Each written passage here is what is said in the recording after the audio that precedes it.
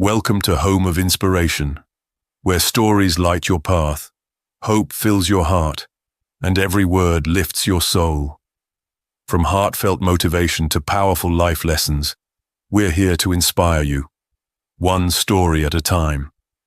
Subscribe, stay inspired, and let's grow together. Home of Inspiration, where purpose meets peace. Home of Inspiration presents The Weight of Silence.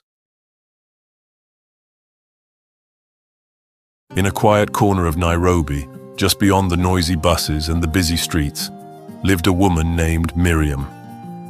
She was in her mid-30s, simple, hard-working, and kind. A single mother of one, Miriam's life was anything but easy. But you wouldn't know that just by looking at her. She smiled when she walked into a room. She greeted strangers with warmth, and at church on Sunday, she always looked put together, hair neatly tied back, Bible in hand, daughter by her side. But like many people, Miriam was carrying more than anyone could see. She worked 2 jobs, one at a logistics company during the week, and another selling second-hand clothes at Gikomba Market every Saturday. Her mornings started before the sun came up, and her nights ended long after her daughter had gone to sleep. Her mother, who lived up country, had fallen ill a few months earlier. Hospital bills began to pile up. Her boss had become more demanding. And with the rising cost of everything, rent, food, transport, Miriam often found herself choosing between paying for electricity or buying medicine. Still, she told no one. You see, Miriam believed in staying strong. She didn't want pity. She didn't want to be seen as weak. But deep inside, she was exhausted, tired of being the strong one. She longed for someone she could lean on, someone who wouldn't judge her, someone who would just listen.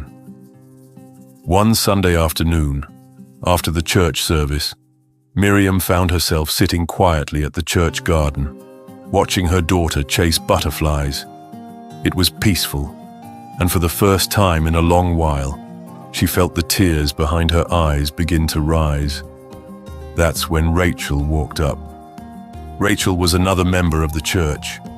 Friendly, outspoken, always the first to volunteer during women's fellowship. She sat next to Miriam with a warm smile. The two chatted for a while. Nothing deep, just the usual small talk. But slowly, something in Miriam began to open. Maybe it was the way Rachel seemed to listen. Or maybe Miriam was just tired of holding it all in. Whatever it was, she began to speak. She shared about her mum's health, the unpaid bills, the pressure at work, and the long nights wondering if she was doing enough as a mother.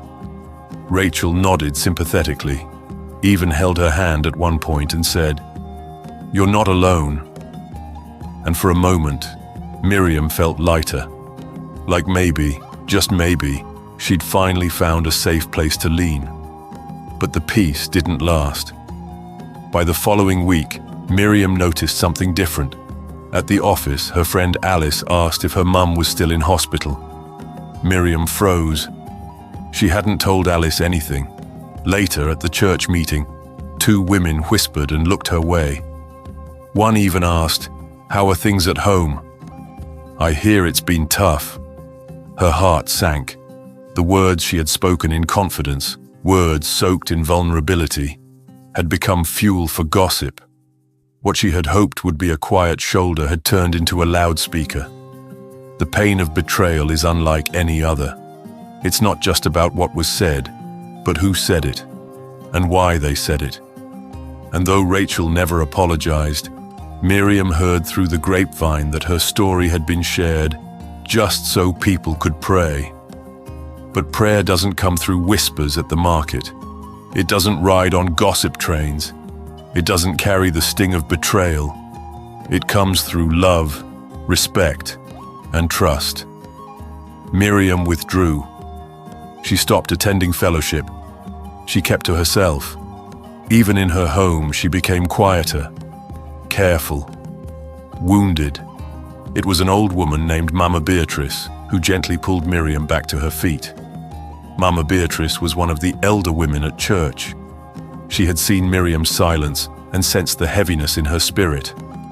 One afternoon, she invited her over for tea. No pressure, just warmth. And in that quiet home with walls lined with family photos and the smell of ginger tea in the air, Miriam found a new kind of safety. There were no long questions. No need to explain everything. Mama Beatrice just listened and prayed. Slowly, Miriam started to heal. She realized that while not every shoulder is safe to lean on, God always is. He listens without judgment. He comforts without condition. And He sends the right people.